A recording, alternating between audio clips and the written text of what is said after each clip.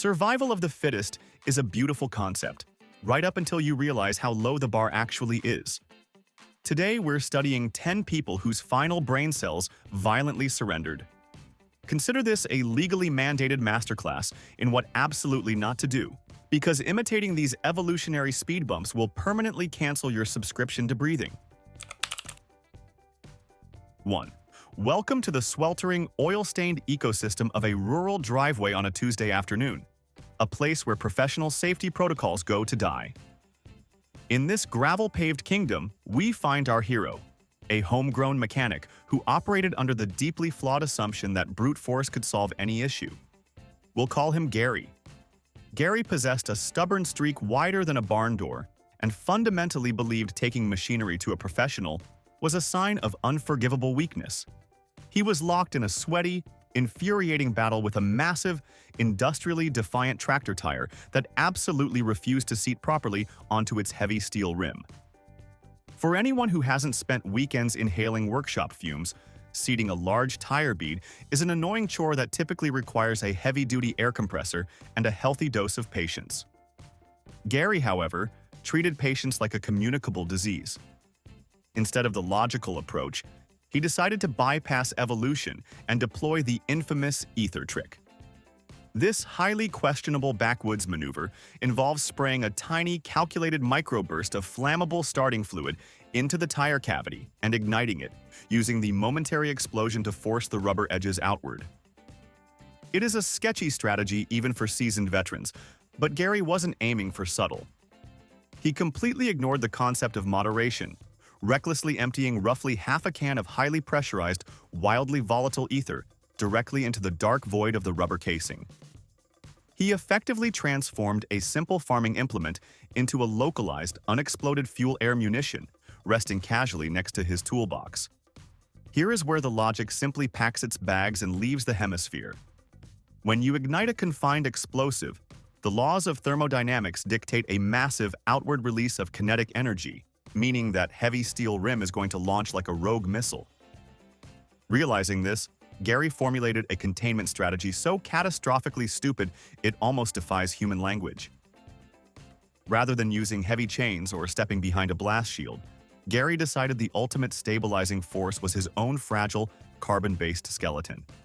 He boldly straddled the center hole and sat directly onto the massive steel rim, essentially mounting a pressurized bomb like a mechanical bull. With the unearned confidence of a man entirely unaware he was about to become an aerospace experiment, he casually struck a match and tossed it into the vapor-filled abyss beneath his thighs. The ignition was instantaneous. A driveway-shaking detonation fundamentally rearranged the afternoon air. The explosive force worked perfectly to seat the rubber bead, but it also generated a massive overpressure shockwave that instantly vetoed Gary's human paperweight strategy. The heavy steel rim shot upward with the terrifying, unyielding velocity of a military-grade artillery shell, delivering a catastrophic, blunt-force eviction notice directly to Gary's chest cavity. The sheer kinetic energy instantly scrambled his internal hardware, forcefully launching him backward and permanently canceling his earthly subscription. When the paramedics eventually arrived to assess the smoking, rubber-scented crater of terrible decisions, they didn't even unpack their trauma kits. They just had to meticulously document exactly how a grown adult successfully managed to forge his own execution device out of aerosol spray and pure, undiluted hubris. 2. Have you ever looked at an armor-plated apex predator capable of severing a human limb and thought, this situation really needs a good social media filter? Enter our next evolutionary dropout, a wildly overenthusiastic recreational hiker who treated the great outdoors less like a delicate ecosystem and more like an interactive photo booth designed to stroke his fragile ego. This smug, overly confident trailblazer was strutting down a sun-baked highway when he spotted a legitimate prehistoric monster lumbering across the asphalt, a 100-pound alligator snapping turtle. This creature is a foul-tempered reptilian tank covered in spiked ridges that looks like it crawled out of the Jurassic period solely to choose violence. The universally accepted protocol when encountering a creature that essentially functions as a sentient bear trap is to respectfully admire it from a distance. But our protagonist possessed a smartphone, an insatiable thirst for digital validation, and a profound lack of zoological understanding. He looked at this massive river dragon and didn't see danger. He saw the ultimate macho profile picture. Ignoring every primal warning bell ringing in his DNA, he approached the disgruntled reptile, squatted down, and wrestled his bare hands around the edges of its jagged shell. See, here's what our aspiring photographer critically failed to research. Alligator snapping turtles don't just possess jaws powerful enough to crush thick bone. They are also uniquely equipped with wildly deceptive, serpentine necks that can strike outward at lightning speed, covering physical distances that seem impossible. Blissfully unaware that he was holding a loaded biological weapon, the hiker strained against the massive weight, hoisting the 100 pounds of furious muscle up from the pavement and bringing it right up to chest level. He angled his smartphone, struck a tough guy pose, and pulled the hissing creature agonizingly close to his own face to get both of them perfectly in the frame, treating this deadly predator like a grumpy house cat. The turtle, however, had absolutely zero interest in his aesthetic and instantly decided to exercise its right to self-defense with extreme prejudice. In a blur of reptilian fury, the creature's thick neck shot out from the confines of its shell with the terrifying speed of a coiled spring. Before the hiker could even register the movement, let alone tap the camera button, the turtle's massive, razor-sharp beak clamped down with bone-shattering force directly onto his neck. It wasn't a warning nip. It was a catastrophic, vice-grip latch that instantly compromised his vital airway and fatally shut down his circulatory system before he knew he was in a fight. The sheer shock and agonizing trauma caused the man to drop the heavy animal, but the fatal damage was already irreversibly done by the time his knees hit the asphalt alongside his shattered screen. His quest for digital immortality successfully transformed into a highly literal mortality, leaving him to rapidly expire on the shoulder of the highway as the turtle calmly waddled away. The tragic irony is that while he completely failed to upload his rugged masterpiece to the internet, he did become a permanent, motionless fixture on the local highway shoulder, proving that nature doesn't care about your follower count. 3. The artisanal craft brewing scene is a magical world, but it also breeds a specific type of overconfident hipster who believes that possessing a waxed mustache and a basement full of glass carboys makes them a certified chemical engineer. Our next tragedy brings us to the painfully trendy suburbs of Oregon, where a dedicated homebrewing enthusiast was on a relentless quest to achieve the perfect carbonation for his latest batch of bitter IPA. He had grown deeply bored with the traditional, safe methods of using regulated low-pressure CO2 tanks, viewing those established practices as far too pedestrian for his elevated palate. Seeking a faster shortcut to fizzy perfection, he concocted a spectacularly lethal DIY pressurization method that essentially turned his residential garage into a highly volatile hazard zone. His galaxy brain idea involved repurposing a small, empty aluminum CO2 cylinder salvaged from a countertop soda maker, intending to use it as a high-pressure injection vessel. The profoundly fatal flaw in his design came down to a fundamental misunderstanding of phase change thermodynamics involving his chosen agent, industrial dry ice. For those who slept through high school science, dry ice is solid carbon dioxide, and when it warms up, it sublimates directly into a gas, rapidly expanding to roughly 800 times its original solid volume. Armed with absolute arrogance and zero actual safety knowledge, our visionary shoved a mixture of crushed dry ice and room-temperature tap water into the narrow neck of the metal soda canister, quickly screwing the heavy, threaded cap down as tight as humanly possible to trap the reaction. He stood back, wiping his hands on his denim apron, fully expecting this sealed cryogenic pressure vessel to gently carbonate his pale ale like a magic wand of flavor. Instead, he had flawlessly assembled a highly effective, tightly sealed pressure bomb resting comfortably on his wooden workbench. Inside that tiny aluminum prison, the dry ice furiously boiled against the water, generating an astronomical amount of atmospheric pressure that had absolutely nowhere to escape, putting extreme stress on metal walls never rated for that kind of extreme internal abuse. The canister sat there, ticking down to an inevitable thermodynamic reckoning while the brewer leaned in incredibly close, squinting at the metal to inspect his handiwork. When the structural integrity of the aluminum finally yielded to the immense pressure of the expanding gas, it didn't just pop. It violently blew apart with the ear-shattering roar of a massive industrial rupture. The violent explosion instantly shredded the metal cylinder into dozens of high-velocity metallic fragments that ripped through the quiet garage at supersonic speeds, instantly transforming the ambitious brewmaster into the coroner's newest case file. His desperate pursuit of the ultimate fizz ended in a spectacularly devastating event that completely demolished his workspace and ended his brewing career forever.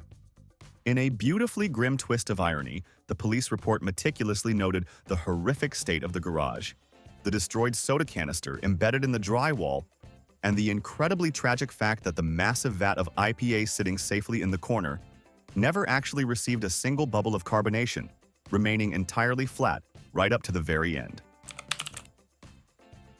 4. Coupon clipping is a harmless hobby, but refusing to pay a $2 retail markup for basic fishing gear turned our next visionary into an absolute menace to his own kitchen. Let's examine the hazardous disaster zone of a pathologically cheap amateur fisherman who looked at the reasonable price of standard lead sinkers at his local store and decided that a $2 retail markup was a personal insult. To achieve his vision of penny-pinching independence, he transformed his unventilated suburban kitchen into a hazardous, unregulated medieval blacksmithing forge. He utilized the standard electric heating elements of his residential stovetop to heat a massive cast-iron crucible filled to the absolute brim with salvaged scrap lead.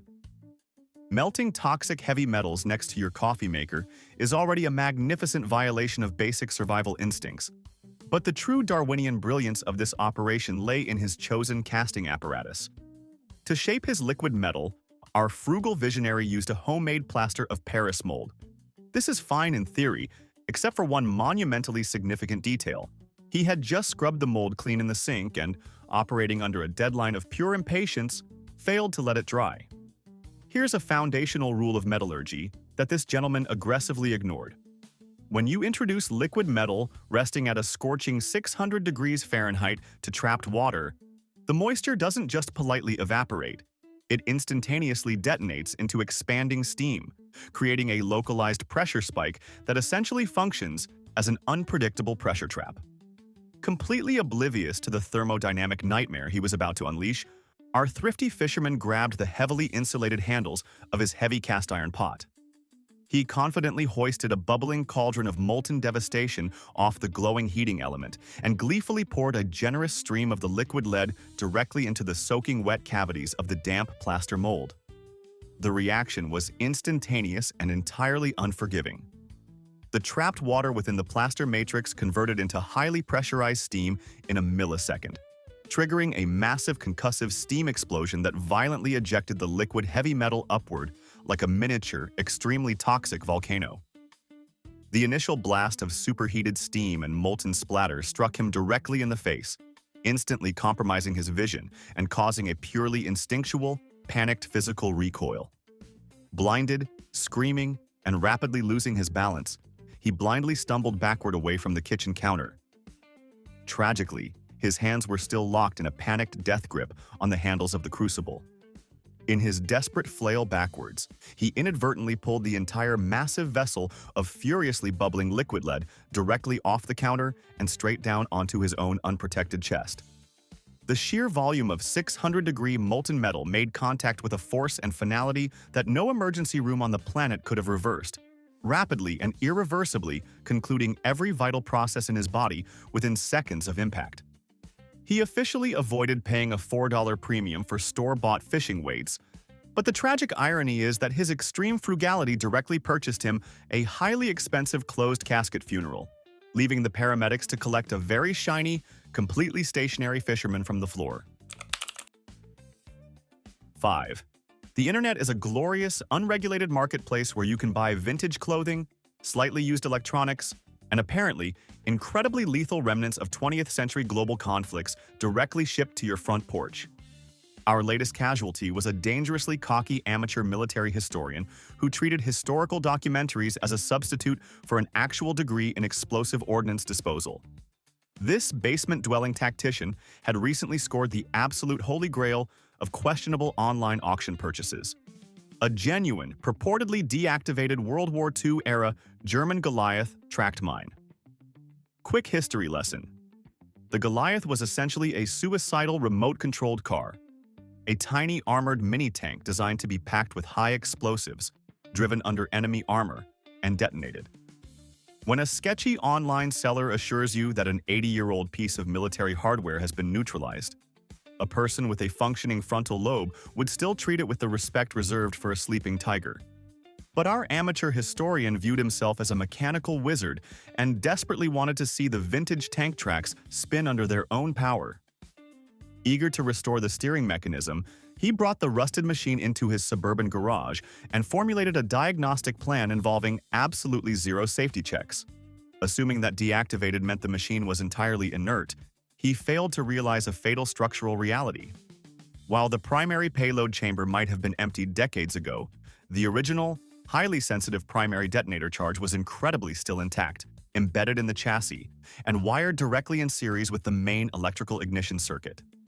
Undeterred by 80 years of wiring degradation and completely blind to the explosive booby trap he was enthusiastically poking, our historian grabbed a modern wire brush. He cheerfully scrubbed the heavy corrosion off the antique electrical terminals, entirely oblivious to the lethal physics waiting beneath his fingertips. Then he made the ultimate irreversible error. He decided to basically jumpstart a vintage bomb.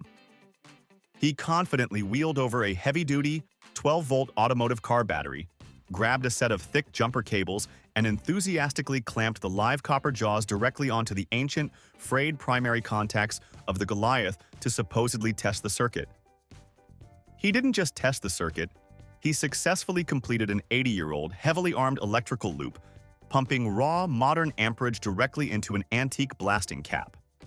The electrical surge instantly triggered the forgotten detonator, which in turn detonated a substantial secondary charge of degraded, highly unstable explosives that the original deactivation crew had catastrophically failed to fully remove from the sealed payload compartment. The resulting detonation was nothing short of apocalyptic. The massive blast wave didn't just rattle the neighbor's windows. It completely vaporized the amateur historian, the vintage mini-tank, his workbench, and the structural integrity of his entire two-car garage in a deafening, neighborhood-shaking flash of brilliant white light. His nerdy quest to revive a piece of remote-controlled history was a spectacular success for approximately 1/10 of a second.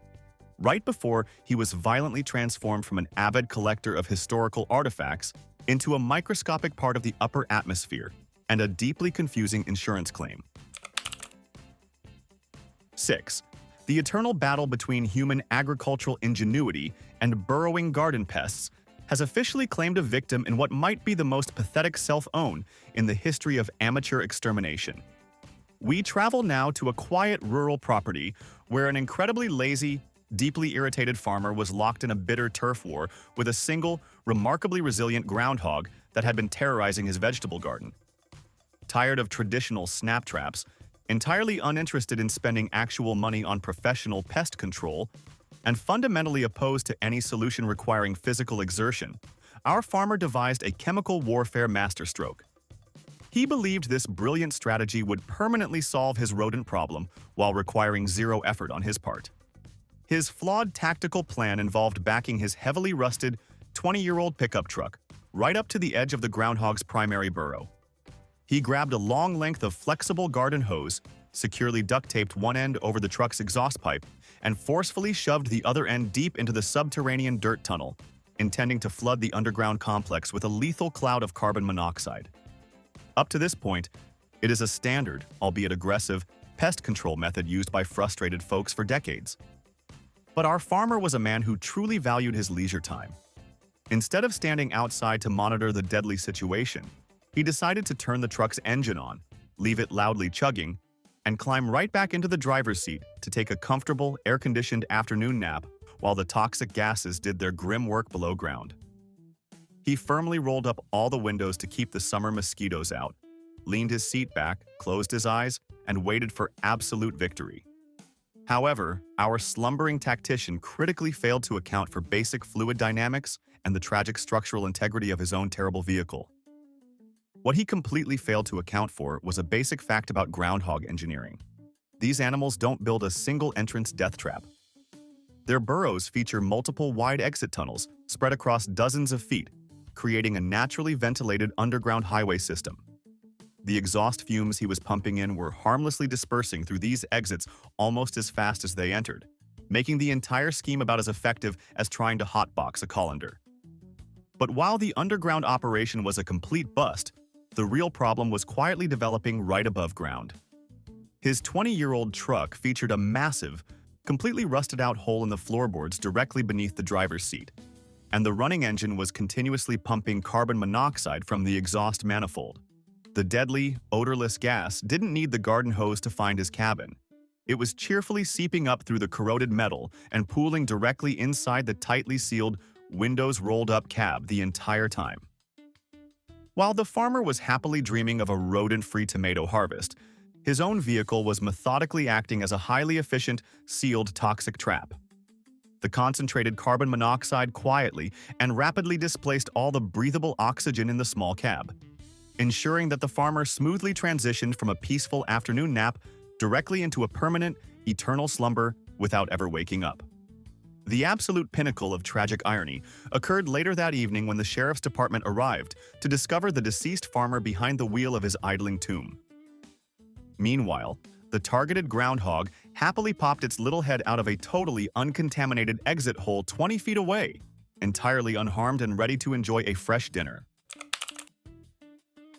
7. Lakeside marina parties act as a magnetic anomaly, pulling in a very specific breed of loud, intoxicated show-offs determined to defy gravity. We travel now to a wildly rowdy marina party, where a rented double-decker luxury houseboat was currently serving as the floating stage for our next tragically flawed showman. This heavily intoxicated protagonist possessed the booming voice of a carnival barker and the athletic delusion of an Olympic gymnast who had peaked in his high school diving class roughly 20 years prior. Desperate to permanently cement his legendary status among a crowd of mildly disinterested partygoers, he loudly declared his intention to perform a blind, spectacular backflip off the highest railing of the second-story observation deck directly into the murky lake below. Now, performing amateur acrobatics from a precarious, wet height while severely compromised by alcohol is already a magnificent recipe for disaster. But the true, breathtaking stupidity of this specific stunt relied on one monumental observational failure. In his laser-focused obsession with hyping up the screaming crowd, flexing his unimpressive biceps, and positioning his heels perfectly over the edge of the aluminum railing, he completely forgot to assess his actual landing zone. He was entirely oblivious to the crucial, immovable geographical fact that their rented houseboat was not anchored out in the deep, forgiving waters of the open lake. Instead, it was temporarily moored directly adjacent to the marina's main concrete boat launching ramp.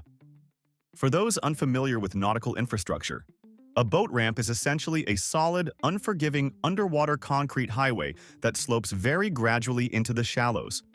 It is designed to hold the weight of heavy pickup trucks, not cushion the skull of a plummeting drunkard.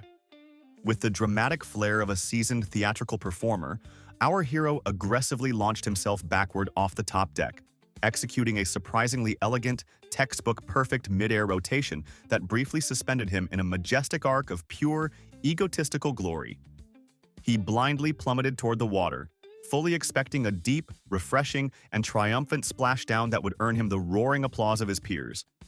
Instead, he successfully executed a flawless swan dive directly into a section of water that was barely 18 inches deep, resting immediately on top of solid, algae-covered industrial concrete. The abrupt, horrific deceleration instantly compressed his cervical spine with the catastrophic force of a high-speed car crash, instantly disconnecting his central nervous system and forcefully turning off his biological switch before he even realized the stunt was over. His desperate quest to be the ultimate life of the party successfully transformed him into a permanent cautionary tale about spatial awareness.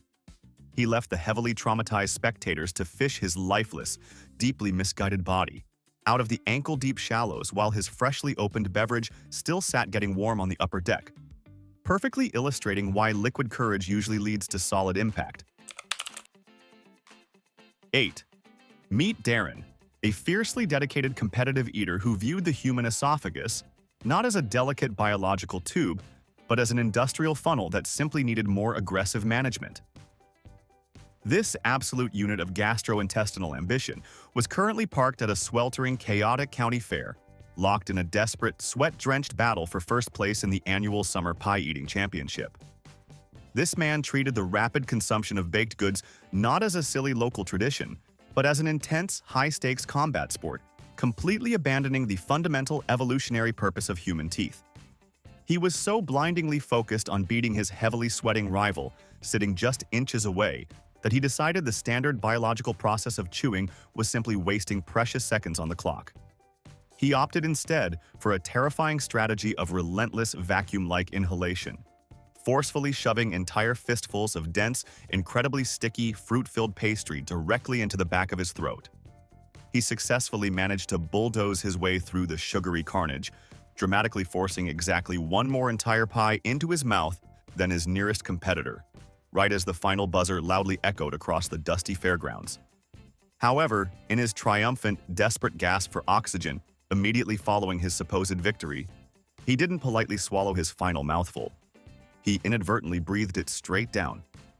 A massive, unchewed chunk of thick, doughy cherry pie crust was forcefully sucked directly into his trachea, creating an absolutely perfect, airtight seal right in his delicate windpipe. Now, the human respiratory system is wildly unprepared to process heavy pastries, and the standard emergency protocol for choking, the Heimlich maneuver, relies entirely on using trapped air in the lungs to pop a solid blockage out like a cork from a champagne bottle. But our competitive champion had not choked on a solid, uniform object. He had essentially plugged his airway with wet, sugary cement. When the panicked paramedics arrived and violently thrust upward on his diaphragm to dislodge the obstruction, the dense, sticky dough didn't budge a single millimeter. It simply absorbed the heavy pressure, adhering even more fiercely to the slick, muscular walls of his windpipe like industrial-grade spackle.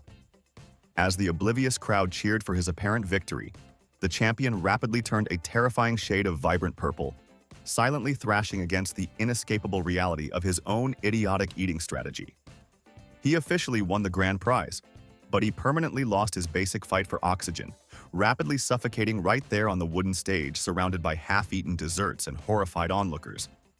In a display of dark, poetic irony that bordered on the absurd, the fair organizers formally declared him the undisputed winner posthumously.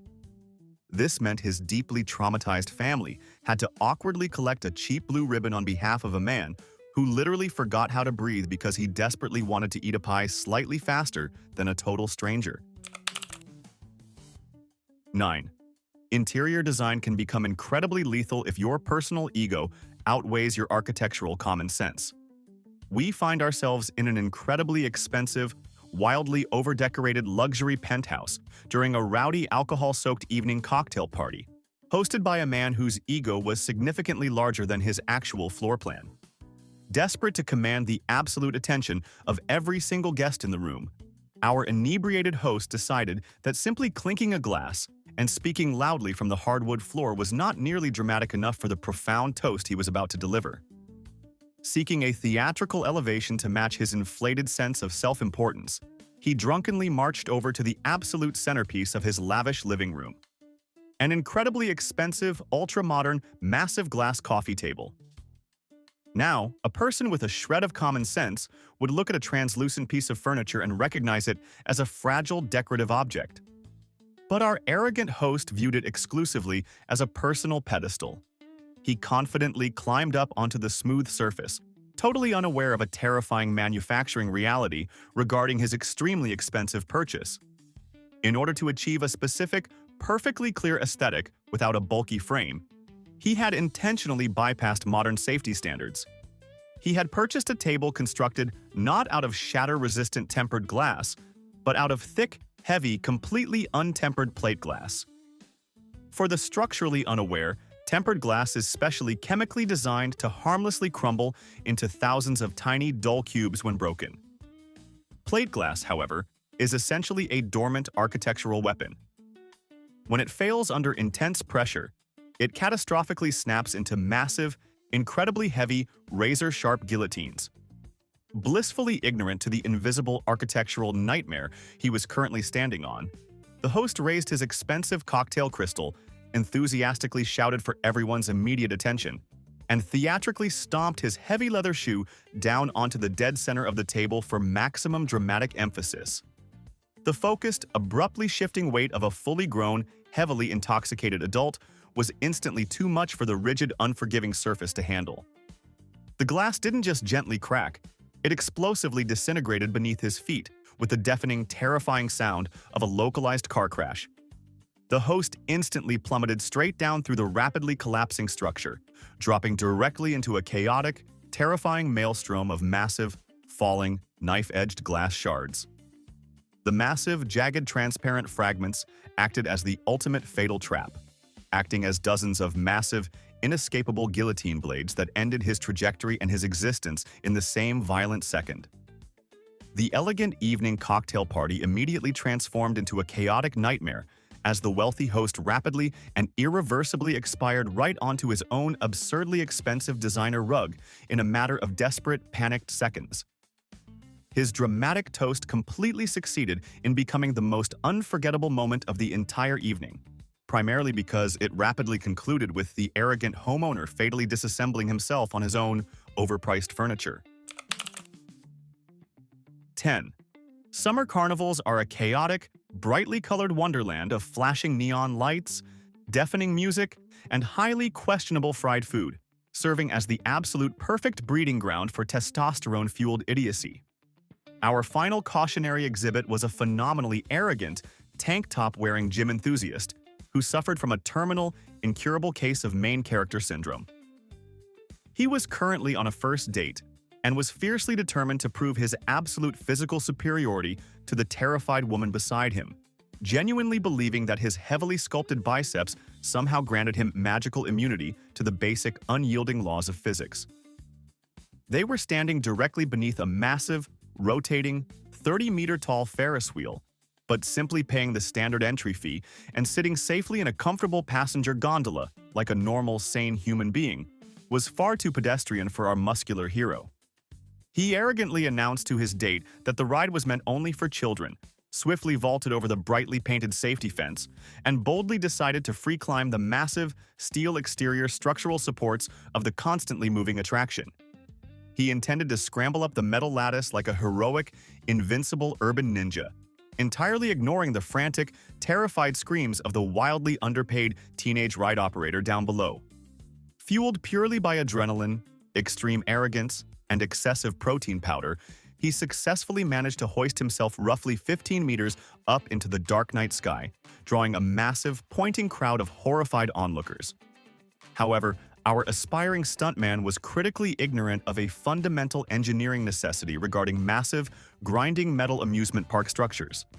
In order to keep thousands of pounds of heavy, rotating steel from completely seizing up under immense friction, the primary connecting joints and heavy crossbars are meticulously and thickly slathered in high-grade, incredibly slick industrial lubricating grease. As our arrogant climber confidently reached out to grab a much higher, horizontal structural beam to pull off his final, triumphant bicep-flexing pose for his horrified date. His sweaty hands clamped down directly onto a heavy, fresh layer of this incredibly slippery mechanical sludge. With absolutely zero friction available to counteract the relentless, unyielding downward pull of gravity against his heavy, muscular frame, his grip instantly and completely vanished without any warning. He didn't even have time to scream, as his chalk-free hands instantly slipped right off the slick metal bar. The show-stopping romantic spectacle immediately concluded with a terrifying, uninterrupted 15-meter freefall directly back down to the unforgiving asphalt midway below. The sheer, blunt force trauma of his sudden, catastrophic impact with the concrete instantly and permanently canceled his gym membership, completely flattening his inflated ego along with his earthly existence. He definitively proved to his completely traumatized date that while heavy lifting might build impressive upper body strength, it absolutely cannot protect you from terminal velocity when you confidently decide to arm wrestle a greased steel carnival ride and lose everything. All right, jury of the internet. Which of these 10 spectacular failures genuinely deserves the crown for the absolute worst decision-making? Drop your verdict in the comments. I know you're judging them. And if watching natural selection work its brutal magic made your day slightly better, Aggressively smash that like button and subscribe before you do something this stupid.